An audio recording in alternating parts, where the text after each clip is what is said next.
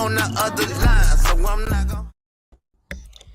Ladies and gentlemen, welcome back. It is Thursday, October 20th, 2002. We're here for this week's edition of I'm Not Gonna Hold You, man. As usual, I'm your host, Scott. You know to follow me on Twitter and Instagram at BarbChairScott. You know to follow H&B Media at H&B Media TV on Twitter and at H&B Media on Instagram. Follow the Barbers Chair Network at Barbers Chair Net on Twitter and IG. Subscribe to our Patreon, patreon.com/Barbers Chair Network, all that good stuff, and visit the bcnet.com. Man, we are here.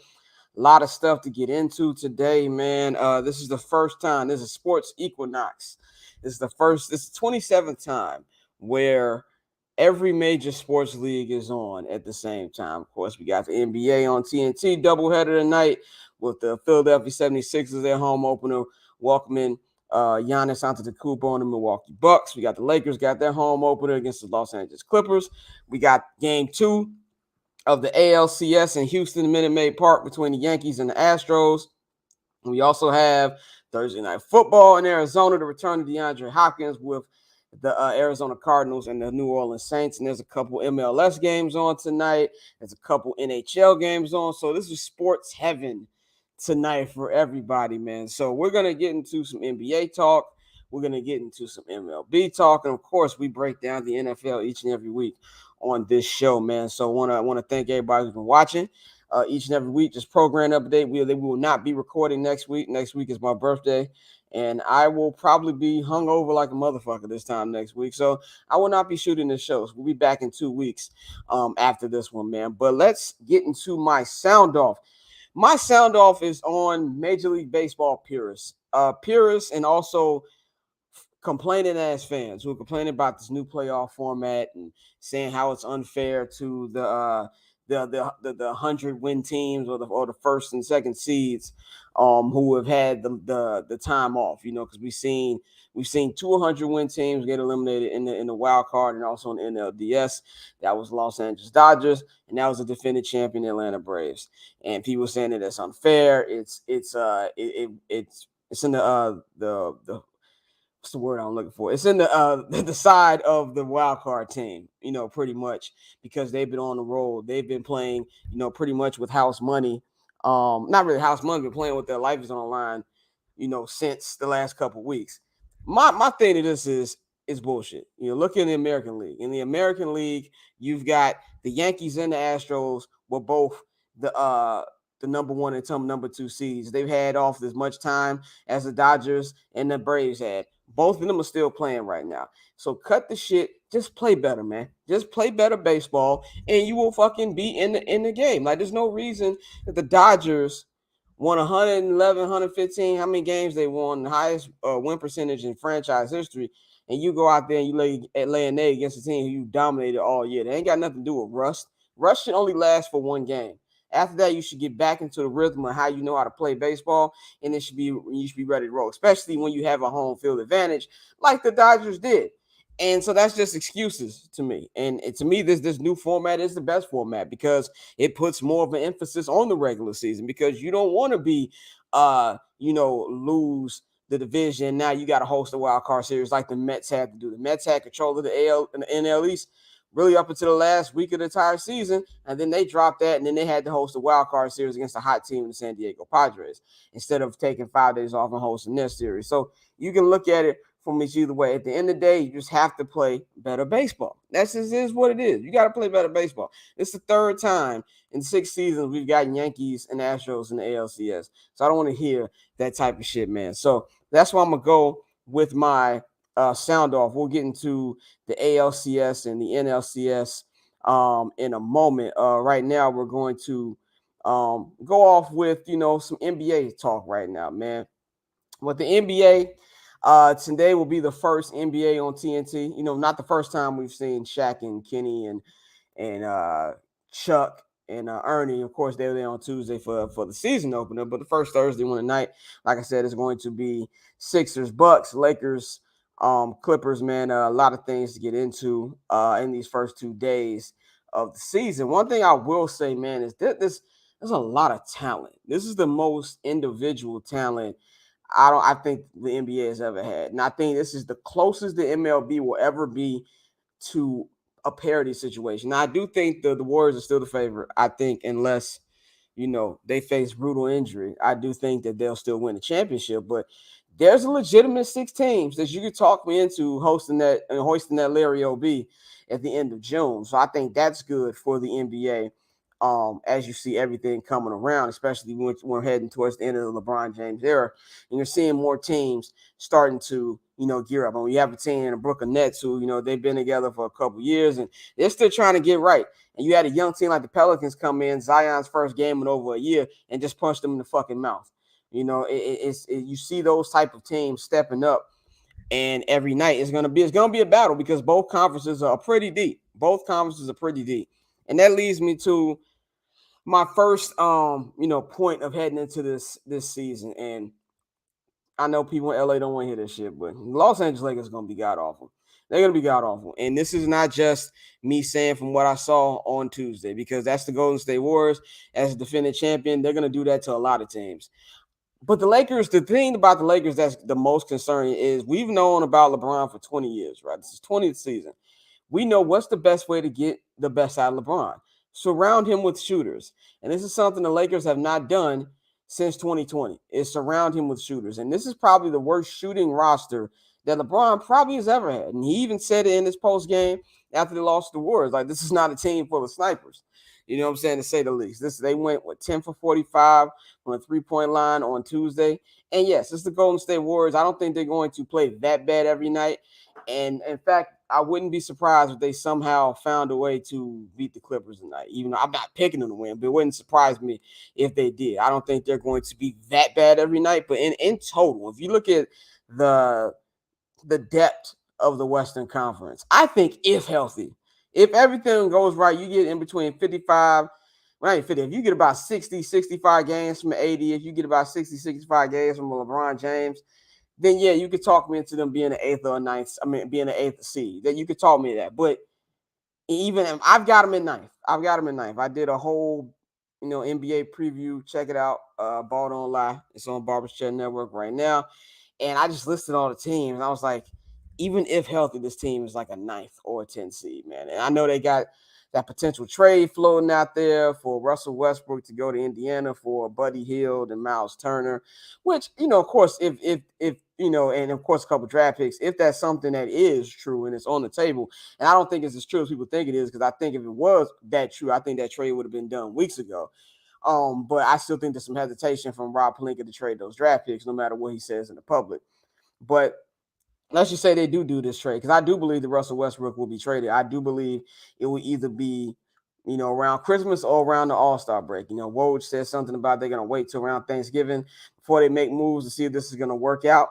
But even if they do a trade like that, okay, then what? You're still in the 7th seed now? Like, it's not like Miles Turner and Buddy Hield are world beaters. You know what I'm saying? Like, there's a reason why Buddy Hield has been moving around a lot. There's a reason why, nobody's just rushing to trade for Miles Turner.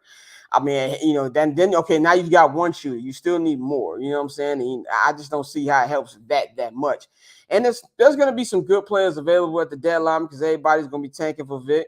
So there's going to be some players to get them, but you don't in a very tight Western Conference, in a very tight NBA, you don't need to be wasting that much time. So I'm cool with the November Thanksgiving timeline the Woj gave. That gives you about 20, 25 games for you to assess everything. But that should be the absolute latest. I think if they wait to All-Star break to get rid of Russ, or to try to improve this team any type of way, it's going to be too fucking late, because the other team is going to be so far ahead of them. So I just think this is going to be a very bad year for them. And if you're a Laker fan, the only thing you should look forward to is LeBron breaking Kareem Abdul-Jabbar's all-time scoring record. That's really the only hope. I don't see anything that this team is going to do, winning wise. I think that championship window is closed for the Lakers, man. My next point, about this NBA season is the Golden State Warriors are still the best. Despite all the drama with the Draymond Green and the Jordan Poole situation, this team still runs like a well-oiled machine, and we saw that on Tuesday.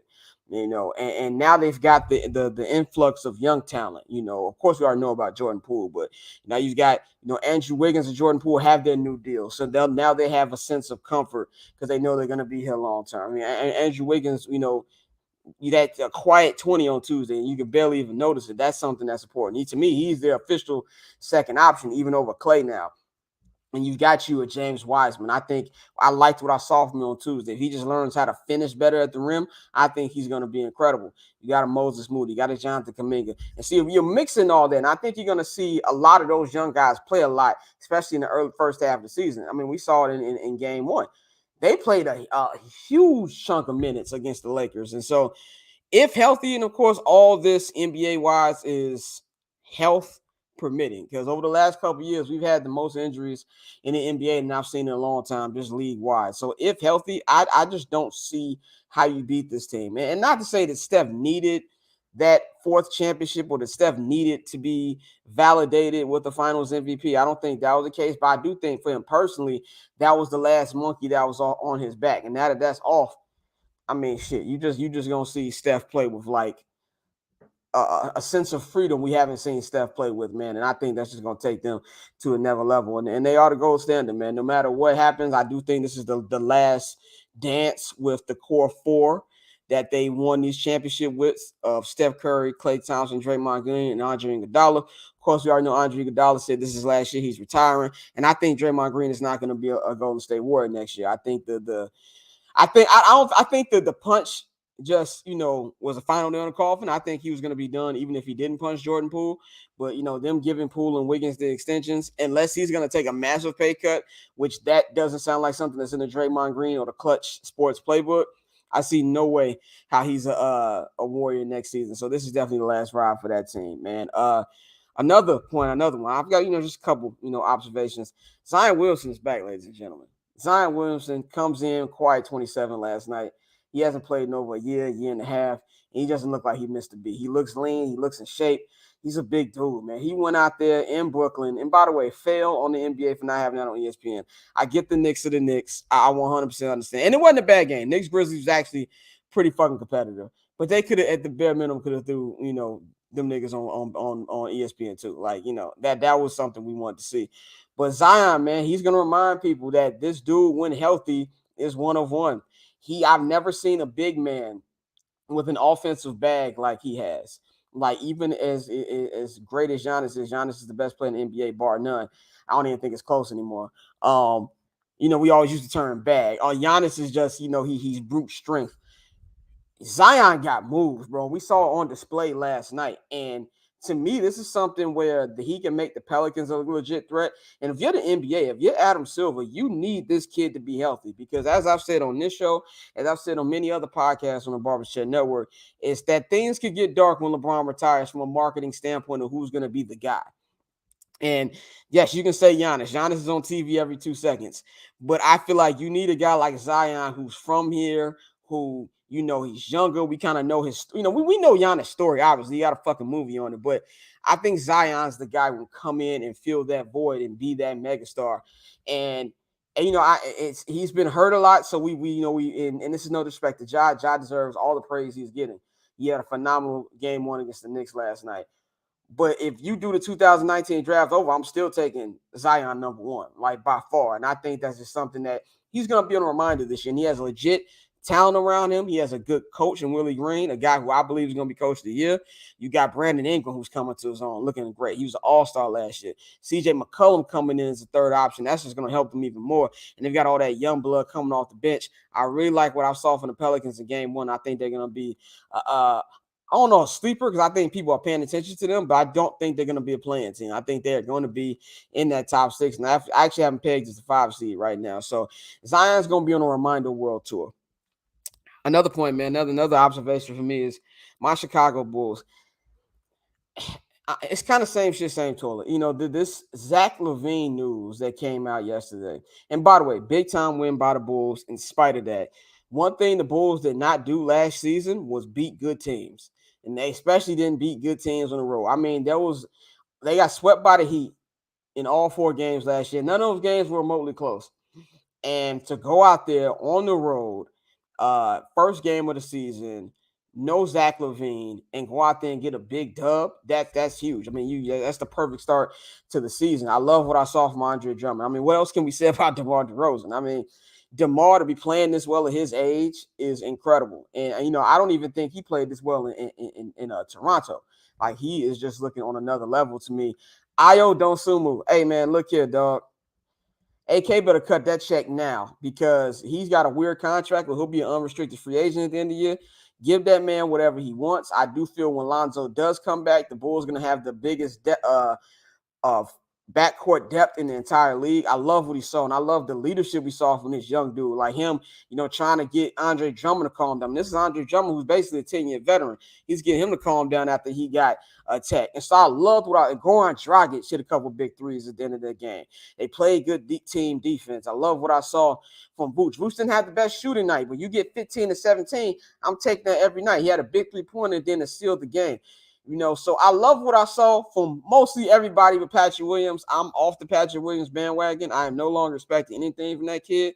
Look, man, I give Kobe a lot of bullshit, but he got 11 shots up, got 10 points. 4 shots in 26 minutes is just unacceptable. It's just unacceptable, man. And I do feel that where he got drafted doesn't help him.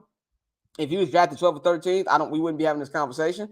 But I need way more from Pat. He has the tools, he has the skills, but it's just that dog ain't in him. And they need that. They need more from him. There's no reason I should know more about Dalen Terry in this short time than I know about fucking Patrick Williams. There's no reason I should know more about Ayo than I know about Patrick Williams. Like, he needs to get his shit together. But the thing that concerns me as a Bulls fan is the Zach LaVine shit.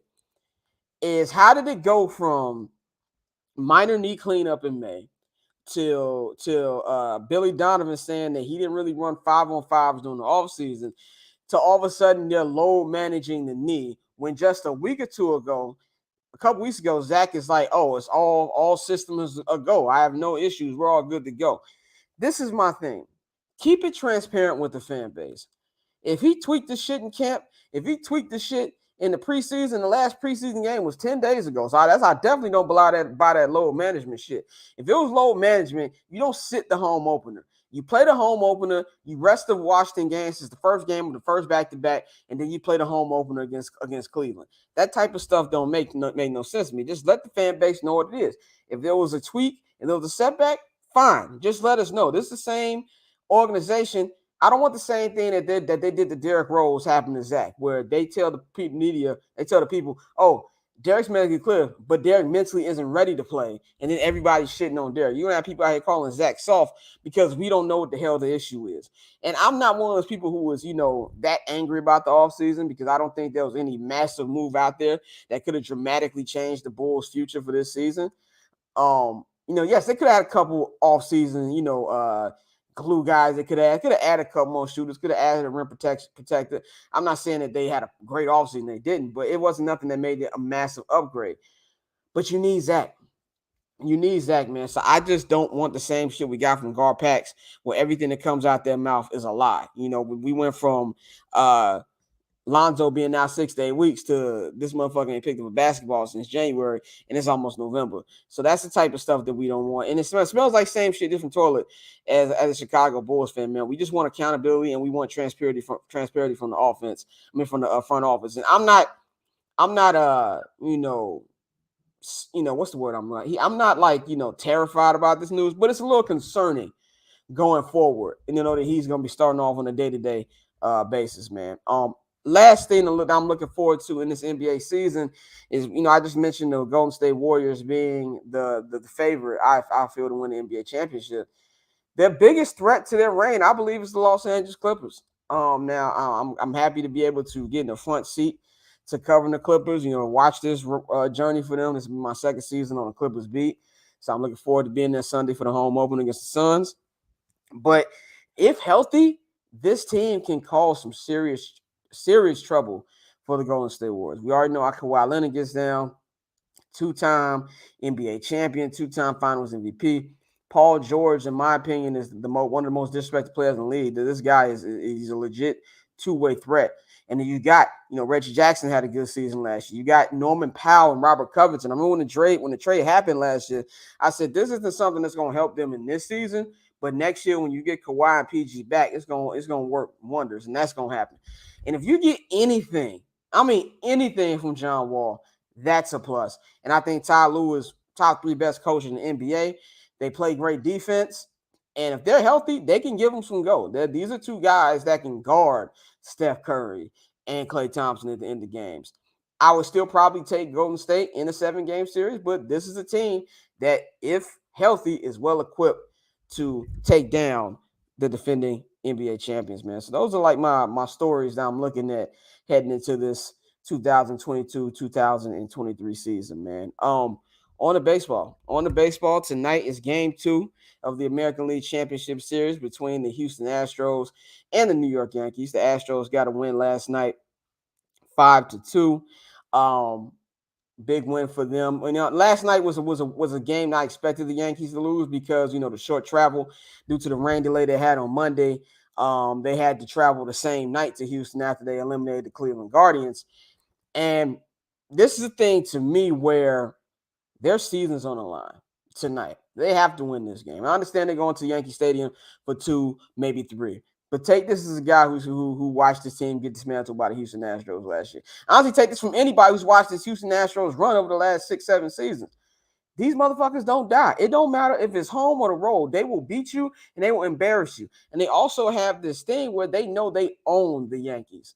Every time they played them, last 2 times they played them in the ALCS, they beat them. Every time they played them in the regular season this year, they beat them and handed it to them pretty easily. And this is a team where the Yankees need to get some pushback. You can't just let the Astros do whatever the hell they want to do. And I thought, considering the circumstances, they played pretty well last night. But you can't be having guys like Isaiah Conner-Falefa being in the lineup and he's just taking up at bats. You can't have Josh Donaldson, who every time there's a Yankee rally coming up there and he's just swinging and missing. You need more productive at bats from your entire lineup. Solo home runs ain't gonna cut it against this team. It's just not. And this is a team in the Houston Astros. They take it from the first pitch all the way to the last pitch. 1 out to out 27. They're not gonna die. It was a close game, and then here comes Yuri Gurriel, home run. Here comes Jeremy Pena, home run. It's a team, they know what they got to do to win. They know what they can do, and they've got the pitching. They've got the Stallions to go at it against this Yankee team. The Yankees need tonight badly. They needed tonight badly just for morale and just to feel like, now we go home with the home field advantage. Now, if it's a 1-1 series, you got 3 games straight at the crib. You can wrap it up. And that's what the Yankees, because this is a very pivotal year for the Yankees, in my opinion. Aaron Judge is a free agent. Aaron Boone, this is pretty much win and go home for him. I mean, even if he does win, he still might go home. So a lot of things can be on the line for the Yankees here, and you're not going to get that many more chances, that many cracks at the apple. And tonight is a big game for them, man. But I picked the Astros in 6, and I'm going to stick with that pick. I just think they have better pitching. They have the best bullpen right now, them and the Padres, but they have the best bullpen pretty much overall. They've got a way better manager in Dusty Baker, and they just everybody produces. I mean, what team do you know can get rid of a George Springer and feel like they lose nothing? They let Carlos Correa walk last offseason. Here comes Jeremy Pena.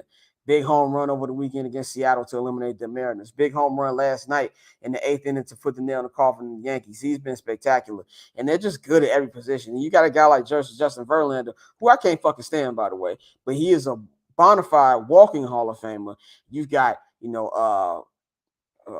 their whole pitching staff is just great top to bottom. And they know what it takes to win. They know what it takes to win. And I think they want to win this championship so they can prove that it don't matter what y'all said about 2017, whether we cheated or not. We can do this even without it. And I feel like they need this championship to validate them. And I really want to see my man Dusty get a championship so we can solidify him going into the Hall of Fame, man. So I say that I think the Yankees do win tonight. I think they found a way to win. And I think we have a series heading to Yankee Stadium. But I do have the Astros in 6.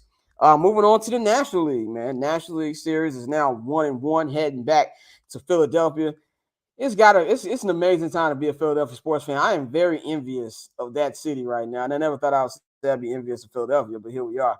You got a team in the Phillies who, were the last seed in the playoffs. Didn't look like they were going to make the postseason for a little bit. And, they go out there, they take care of the defending champions. They took care of the NL Central champions, St. Louis Cardinals. They come out there and they punch the Padres in the mouth in game one. And, Bryce Harper. I've never been the biggest Bryce Harper fan.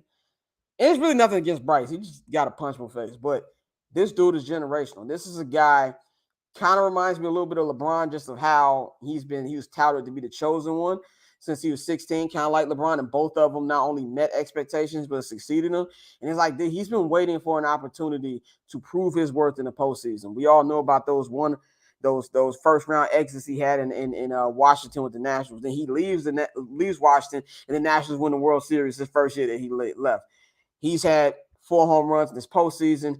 He's getting some of that shoulder strength back that he lost from his injury he had in the regular season, and he just looks good. Kyle Schwarber, another guy the fucking White Sox should have signed, is the home run leader in the National League. He's been incredible. You're getting a production from Hoskins and just a whole team front to back, and the pitching's been great. I mean, what can you say about Zach Wheeler? Yet another guy that the White Sox should have signed. The NLCS is really a showcase of people that the White Sox fucked up when they tried to sign by being cheap and not being able to get Bryce Harper, Manny Machado, or Zach Wheeler. Manny Machado fell in these motherfuckers' lap. He said, you know what? We're going to give you $25 million in incentives. Just disrespect you that way, like you don't produce. And then he says, no, we're going to get that same $25 million to your bum-ass family members and John Jay and Yonder Alonso to bring on the team. Just overall negligence. But I don't want to go into another White Sox rant. But anyway, you have the Padres coming in. They finally got the monkey off their back, knocking the Dodgers in the mouth. And what I got to say about the Dodgers disgust me. They really do. The Dodgers, this is my ninth year living out here in Los Angeles. So I've pretty much been out here for this whole little dominance in the National League they've had. These are the most underachieving motherfuckers I've ever seen in my life. Like, they've been to, 3 World Series, lost all the real ones. And I'm going to say real ones because y'all know how I feel about bubble sports. I don't count nothing about bubble sports. They won when there was nobody in the crowd in Texas, but they can't do that shit here. And it just looks bad. It just looks like there's no way you have a lineup that's that great and you lose the way you lose. I mean, and Dave Roberts, anybody who says managers don't matter, just look what the hell Dave Roberts did in game 5 against the Padres. Not game 5, game 4 against the Padres. Look at what Aaron Boone did this entire series against the Guardians. It's just little shit like that to where it's like, it don't matter how many games they win until they actually do it in the playoffs. I don't want to hear about the Dodgers anymore. But the Padres have been a little brother for the Dodgers for a decade plus. They got their ass beat by them all year. And to go out there and just dominate them the way that they did was incredible. And now they come in here, tied this series up against Philly. To me, this is the team of destiny in NLCS right here.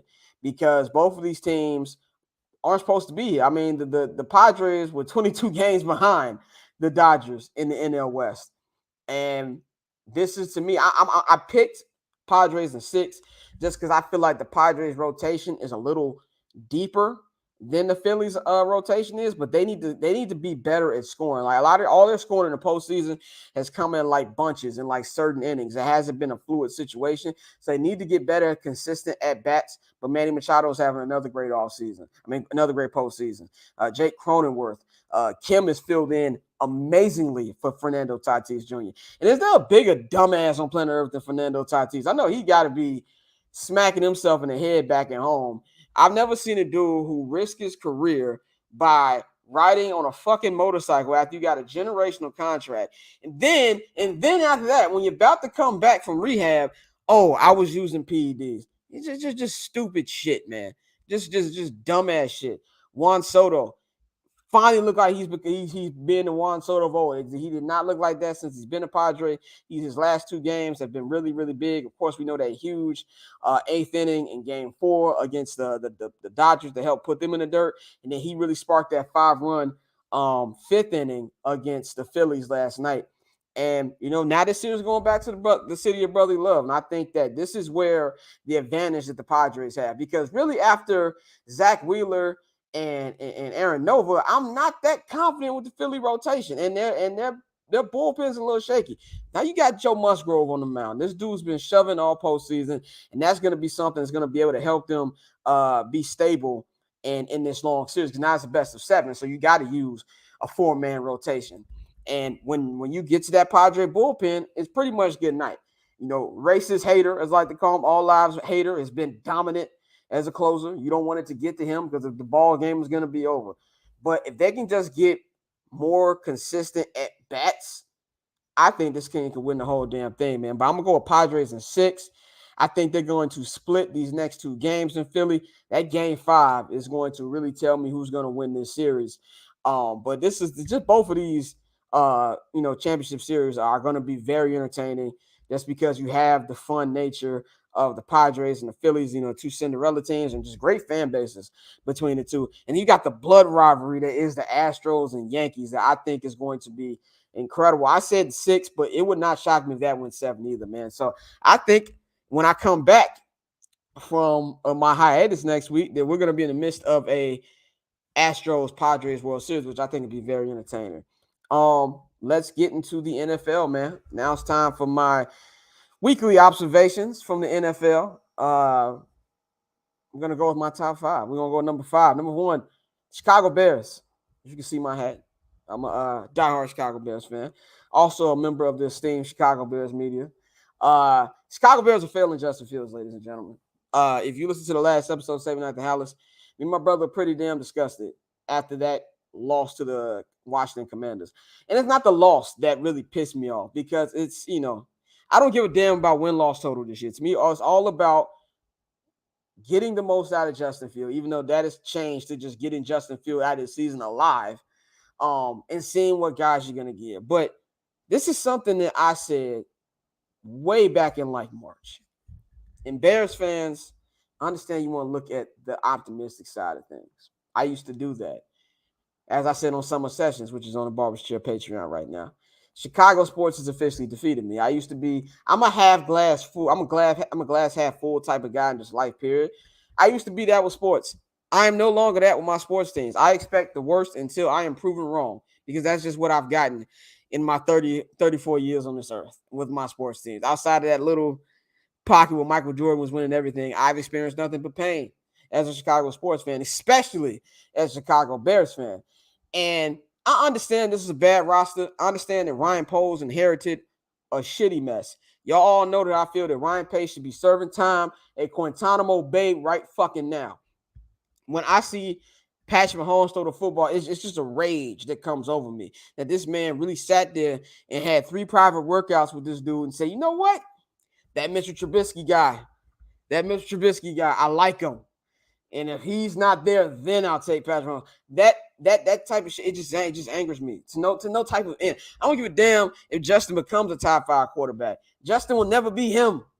That alone pisses me off. But y'all gonna have me going to another rant that I've gone on a million times.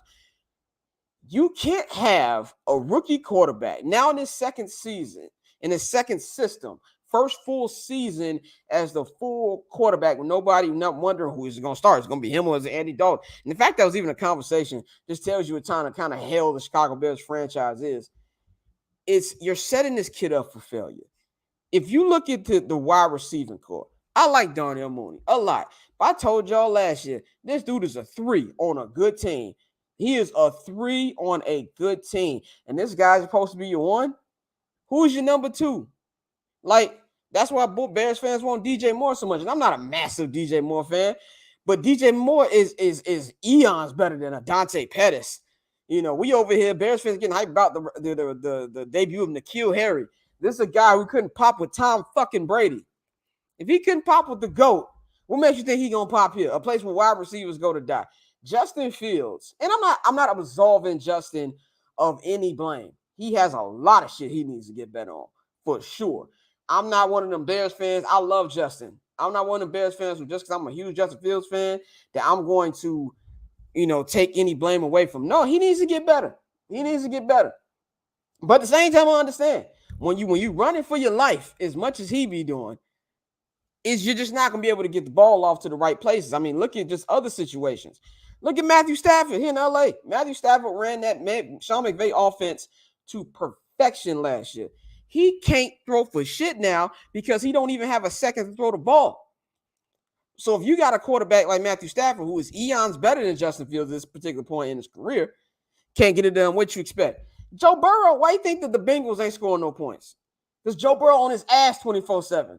The offensive line is the most important part when you have a quarterback. You got to keep the man upright. Tom Brady is dying every week for Tampa Bay. There's no reason they should have lost to the damn Steelers last week because he ain't got no offensive line. It's the same thing with Justin.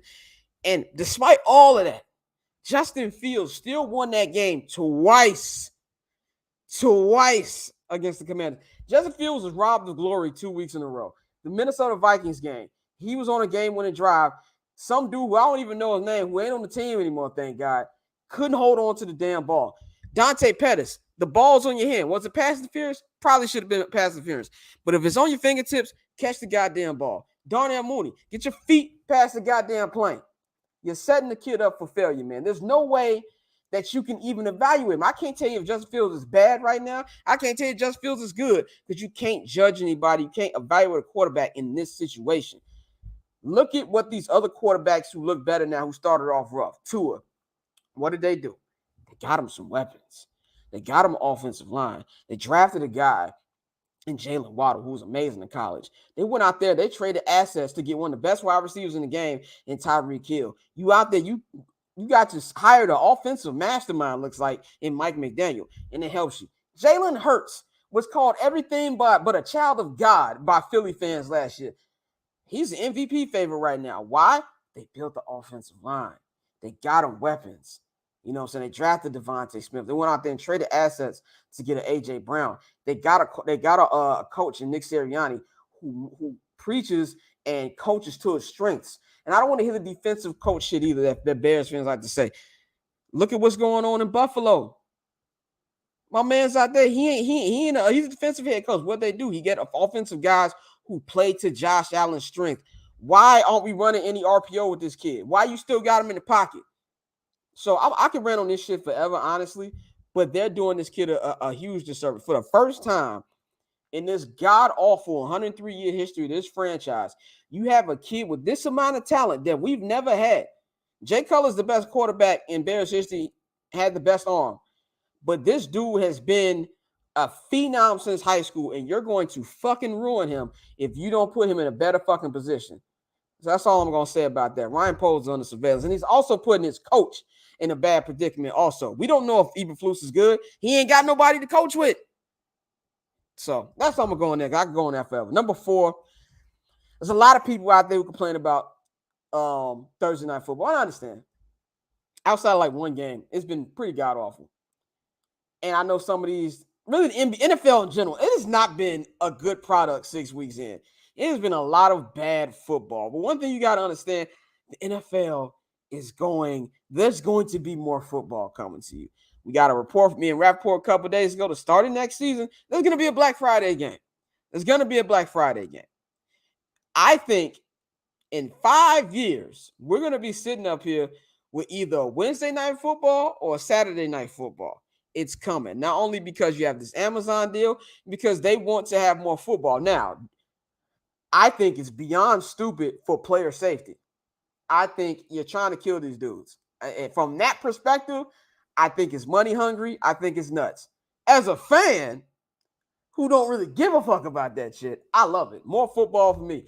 Bad football to me is like pizza. Even when it's bad, it's still good. I'm going to sit up here and I'm going to watch Cardinals Saints with no shame whatsoever. I will watch every Bronco game every week, no matter how bad it is, just because I love football. It's my obsession, and a great majority of the country agrees with me. You know what also is coming next? I think there's going to be an international division coming next. I don't think it's a coincidence that we have 3 London games this year. And Roger Goodell's up there like, well, I do think that London can host multiple teams. I think that division's coming. They've been planting their foot in London for the last 5-something years. I think it's coming next, man. This is just the beginning of NFL being on your TV every night. I mean, just look at it. They Marlo Stanfield the NBA. The Christmas is usually the NBA day. You get your 5 games and you watch the NBA all day. And the NFL's like, let's get 2 more for y'all. And the LeBron boys, to get y'all a triple header. triple header this year to compete with the NBA. And you know it's going to destroy the NBA in ratings. They Debo on the block. There's more football coming whether you want it or not, man. This is Roger Goodell's world. Number two, I'm glad the world is finally seeing Aaron Rodgers for who he is. I've been saying, and now we all know he's a piece of shit human. That's nothing new. And this has nothing to do with my Packer hate. I hate the Green Bay Packers more than the devil. I hate the Green Bay Packers more than Donald Trump. There's nothing on this earth that I hate more than the Green Bay Packers. That being said, you know, I'm finally happy that y'all seen what's happening on the field. Where this dude is stat padding. This dude throws balls out of bounds instead of throwing it down the field. You're seeing him. Oh, he can work with anybody. No, he can't. No, he can't. You're seeing just how much Devontae Adams meant.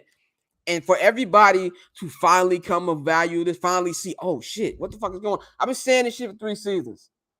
The dude he's not dominating to the level that you think he is. I watch these games. I watch this dude every week.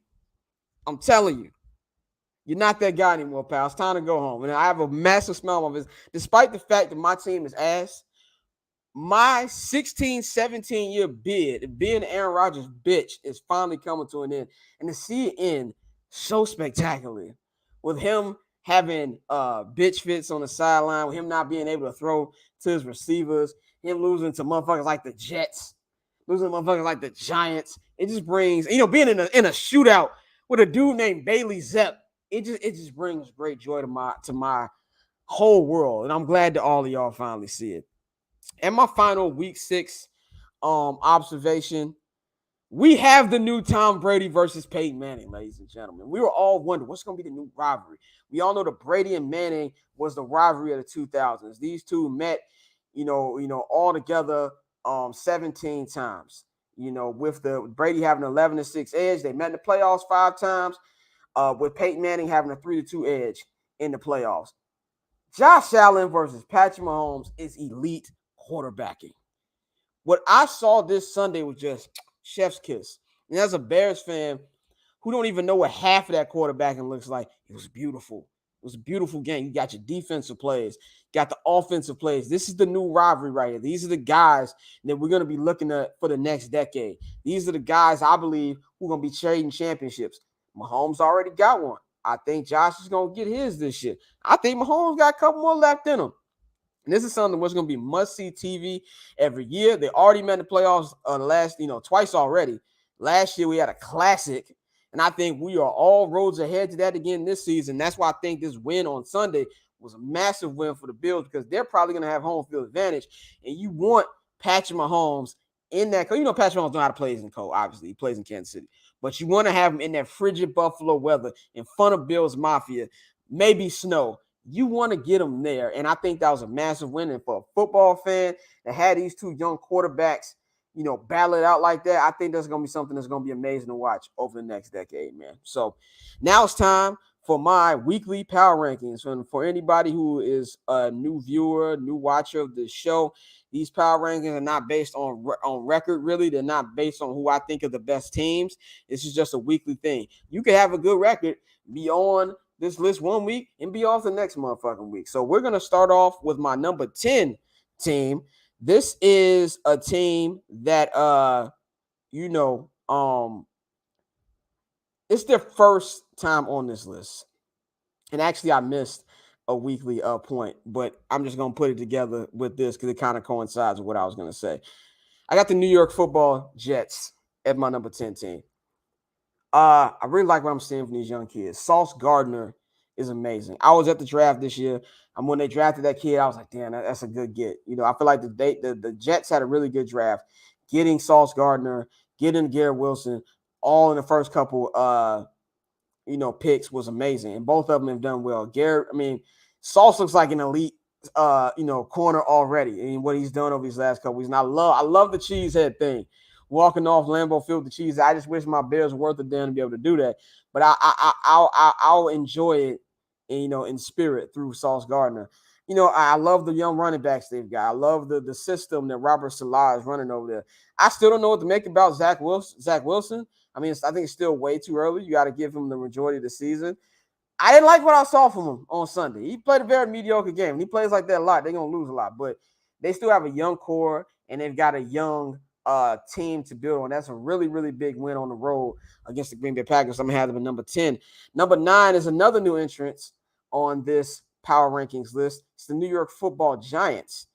The roommate of the Jets in MetLife Stadium. I can't wait to go to MetLife. I'll be out there next month.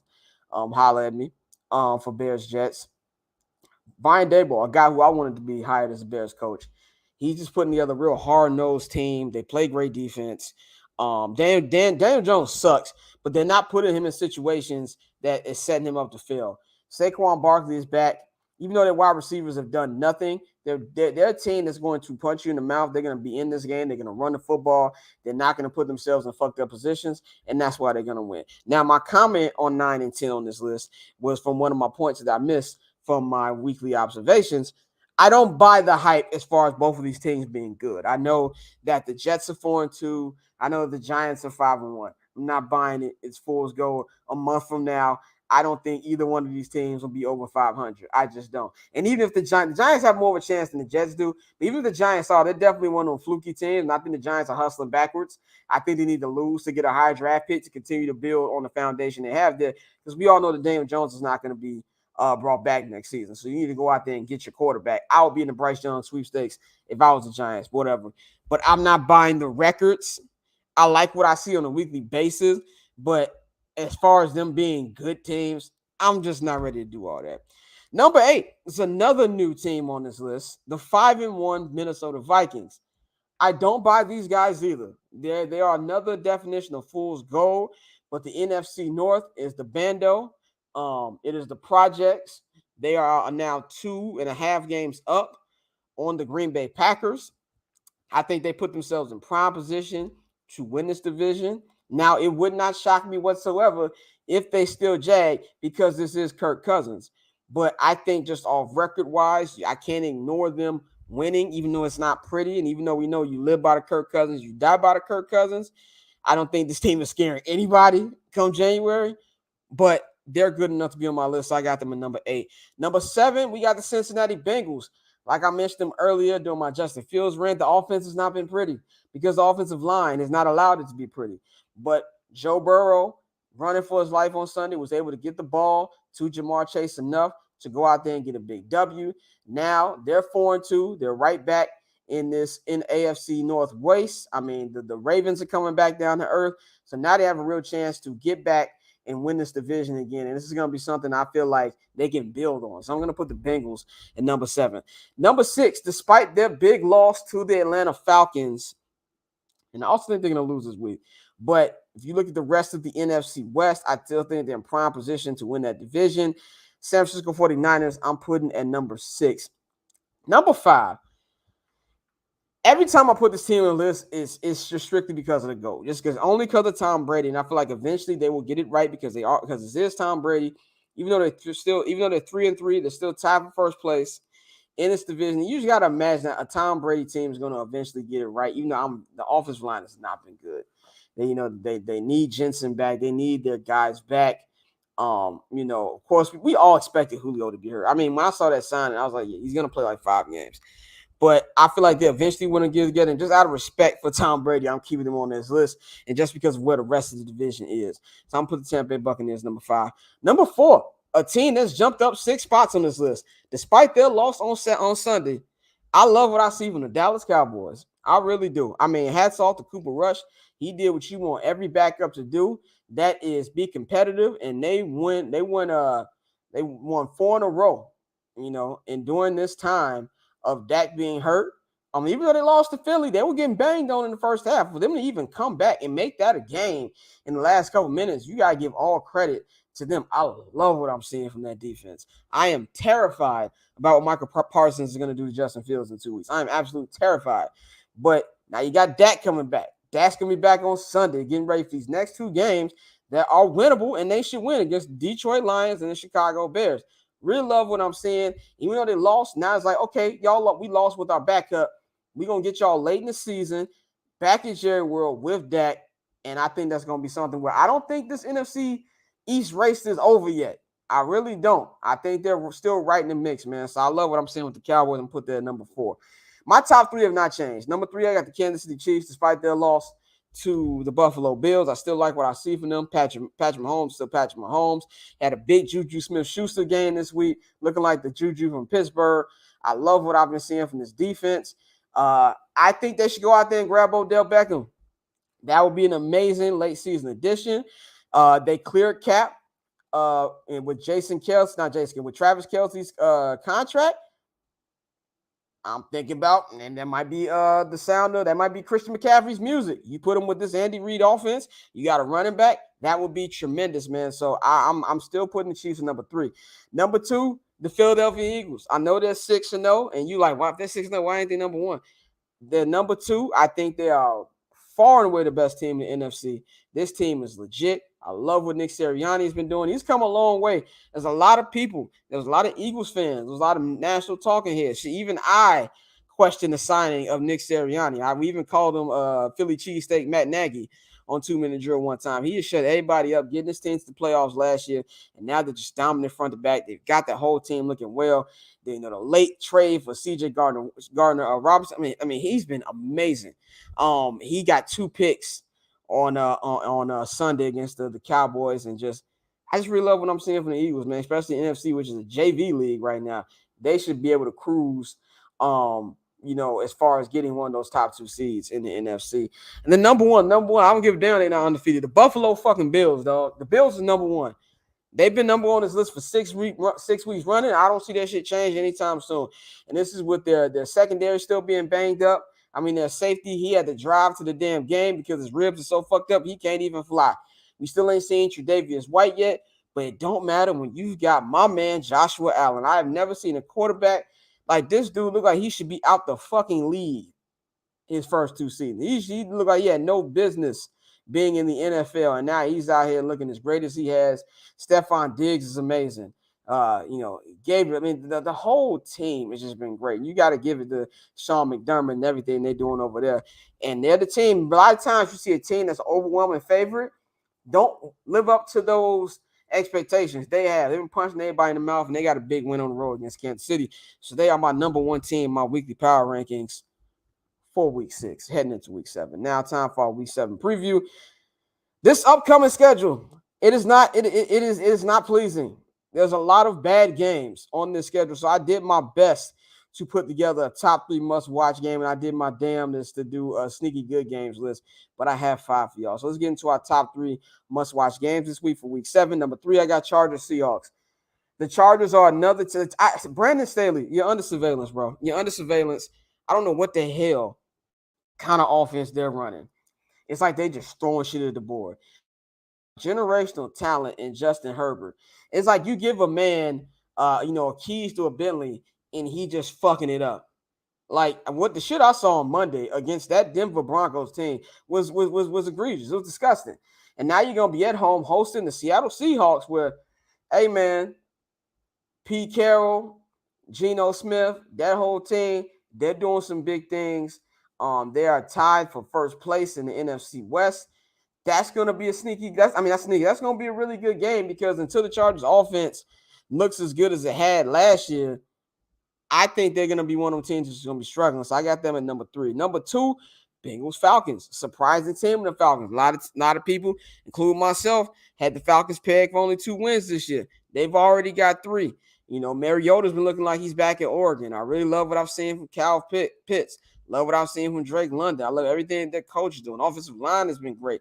And now you got the Bengals, who they got a little momentum now. Won a couple in a row. Big one win on the road last week against the Saints. And now they're back at home against an offense that has been putting up points in the Atlanta Falcons. So I think that's going to be a good game. Number 1 must-watch game is a rematch of our Super Bowl from 2 seasons ago, which was between the San Francisco 49ers and the Kansas City Chiefs.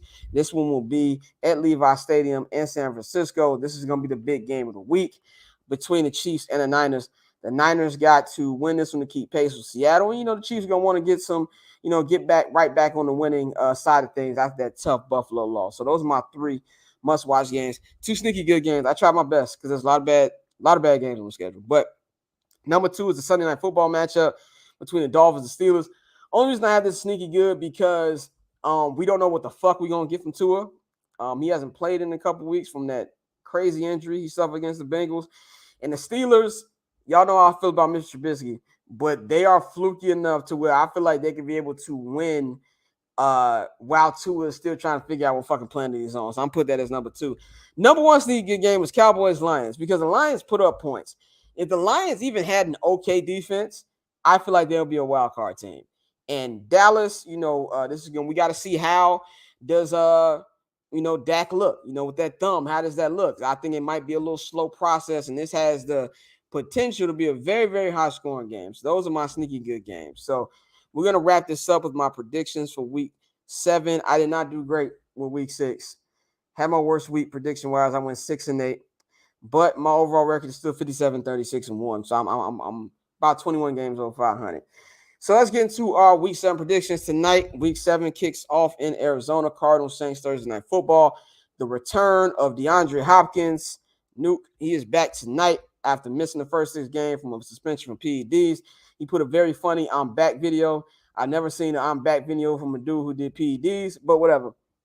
And also, we will have the debut of Robbie Anderson, who we all know that whole little situation happened on the sidelines with the Panthers, with him, not going into the game, and, them forcing him back to the locker room, and he was traded not even 48 hours later. So you're going to get those two, some weapons for Kyler Murray, which he desperately needs right now. And the Saints, I mean, I don't even know who's starting now. I don't know if it's Andy Dalton or the walking white privilege, which is Taysom Hill. But I think the Cardinals will get it done tonight in the desert for Thursday Night Football. Bengals Falcons, like I just mentioned, is in my most watched games.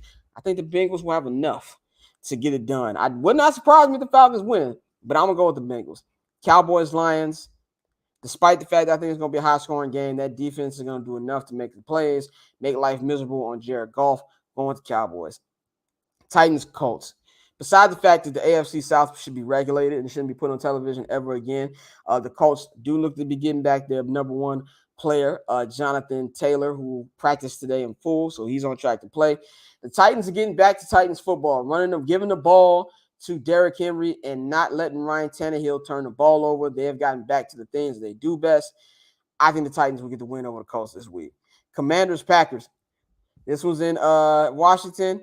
Now, the best thing for the Commanders is that Carson Wentz is out for the next 4 or 6 weeks, so it's back to being Taylor Heineke time. And this is a Packers team that lost to Zach Wilson, who did not have a great game. And this is a Packers team that lost to Dan Jones on the pond with the New York Giants. This is a Packers team that had a shootout with Bailey Zapp. And you can't convince me that Taylor Heineke can't play better than them 3 motherfuckers. So I'm going with the Commanders. I'm going with the Commanders for a win, and I think the Packers are going to drop to 2-4. Welcome to hell. The beer is in the fucking fridge, Aaron. Welcome to the bottom of the NFC North. Bucks, Panthers. I have no analysis for this game because these motherfuckers shouldn't have lost last week. Win the damn game. The Panthers are hot ass. You at the crib. Tom is having marital issues. He up here looking like he ain't got no sleep. Talking about, I'm not retiring. I'm not retiring. Go home, Tom. Go home. Especially if you lose this game to the damn Panthers, who are doing everything but punting this season. I'm going to go with the Bucks. No confidence whatsoever, but they just have to win this game. So I'm going to go with the Bucks. Giants, Jaguars, despite all the things I said about the Giants and how I think they're going to be brought crashing back down to reality within 5 weeks, that don't start this week. They playing the Jaguars, and the Jaguars are hot ass too. I'm going with the Giants over the Jags this week. Jets, Broncos. I'm so glad this game isn't on national TV, but the Broncos, that offense is god awful. They make the Bears offense look like juggernauts. That's how bad that shit is. Until I actually see something of life from the Broncos, and it's a shame because that Bronco defense is pretty damn good. But I'm gonna go with the Jets this week. Raiders are back from their bye week. They're playing the Texans at the crib. We haven't gotten any word that Devontae Adams has been suspended, so I'm expecting him to be in the lineup. The Texans stink. I'm gonna go with the Raiders this week. Seahawks and the Chargers, like I just said, that's in my top 3 must-watch games. I don't trust anything with this Charger offense. I'm going with the Seahawks, man. I'm going with the Seahawks. I love what I've been seeing from Geno. I think that continues this week, so I'm going with the Seahawks. Chiefs, Niners, the game of the week for me, I'm going with the Chiefs. Bounce back dub. Patrick Mahomes is going to be Patrick Mahomes again. A lot of Travis Kelce. I think they're gonna pick off Jimmy G a few times. I'm gonna go with the Chiefs. Sunday Night Football, Dolphins and Steelers again. Now, I'm glad I won't be watching. I'm glad I will be at Staples Center. I'm gonna pick the Dolphins. I'm gonna pick the Dolphins. Two will be back. Should be enough to get over the edge. And for Monday Night Football, I apologize to everybody who keeps watching the Bears on national TV. But Patriots, Bears. Bill Belichick's doing this thing where he's praising the other team, which just means he's got a plan that's going to send Justin Fields to hell. I'm not gonna get my score as usual because I hold that for our 79th and Hallis preview pod. But I do think the Patriots are gonna win this game. Matter of fact, I don't know when the next win is for the Bears on their schedule.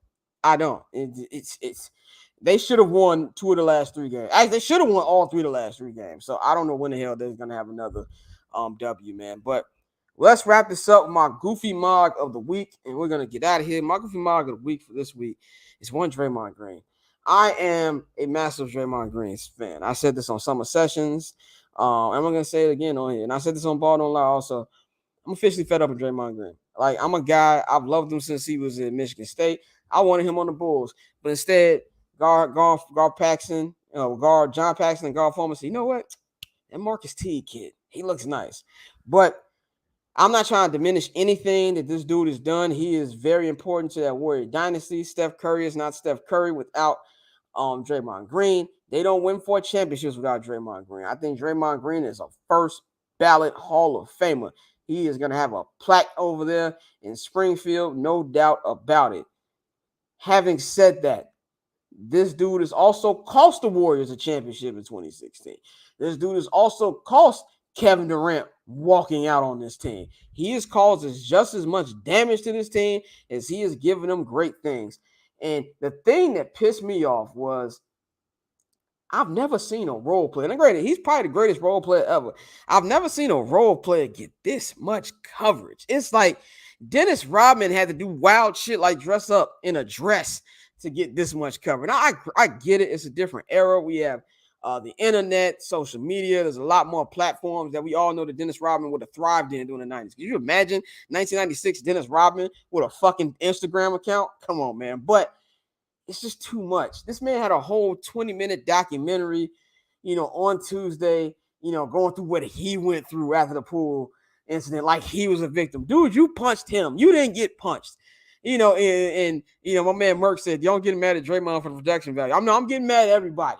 The shots of the Bay Area, the samba music, him holding his kids like, oh, he's a good father, though. Nobody says he wasn't. What the guy did you punch your fucking teammate? You know what I'm saying? And then, his his time of exile from the team. Well, no exile. You was gone for 24 hours. You didn't get fucking suspended. If you think about it, he got away with it. He was able to participate in ring night. Wasn't no type of, get back or nothing. And then he said there was no accountability.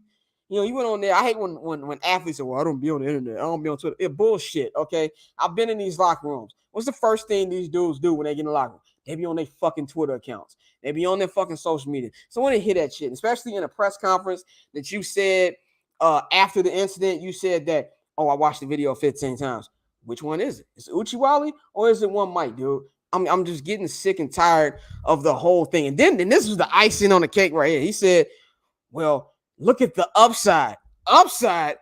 Nigga, there's no upside here from your perspective or his perspective. If anything, you just sealed your ticket out of Golden State now because of the, I believe, expedited signings of Jordan Poole and Andrew Wiggins. I believe both of them was going to happen. I believe Draymond was in his last season as a Warrior even before the punch. But you pretty much sealed that. And I feel like them getting those contracts a week before the season starts was his punishment. And it's just like there's no accountability. The dude just, and granted, the Warriors have a lot of blame in this too because they let him walk around like he's Debo. And then the canoodling with LeBron, like, dude, it's 5 minutes left in the game. I understand that shit, man. But wait till the fucking game is over before you be canoodling with the opposition, man. It's just nasty shit. And this is coming from a guy that loves Draymond Green. I am a massive Draymond Green fan, and it pains me to say that. But I've had it up to here. I'm tired of it, man. But that's all I've got for y'all today.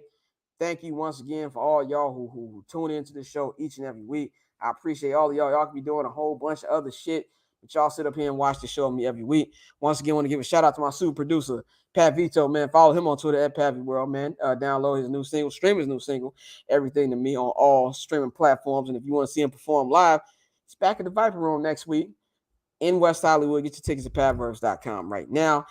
You know to follow me on Twitter at BarberChairScott. We will not be back next week. Next week, I'll be celebrating my 34th birthday, so I'll be recovering from the night before, so I will not be recording. We will be back Thursday, November 3rd, so we'll be back.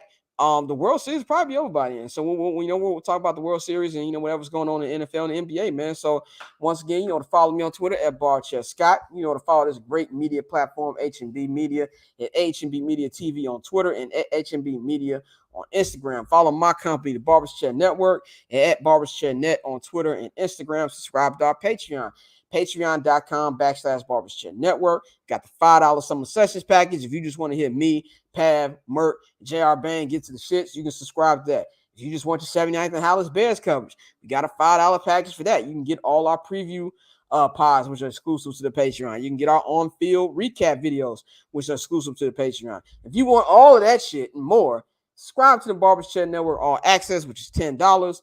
I'm going to be doing on-court Clipper game recap videos this year too, so you might want to subscribe so you can get that. Patreon.com/Barbers Chair Network. Visit thebcnet.com. The Barbers Chair Shop is coming real soon, man. So we'll holler at y'all in 2 weeks. I'm out. Getting paper on these player haters, old news, money on the other line, so I'm not gonna hold you. Money on the other line, so I'm not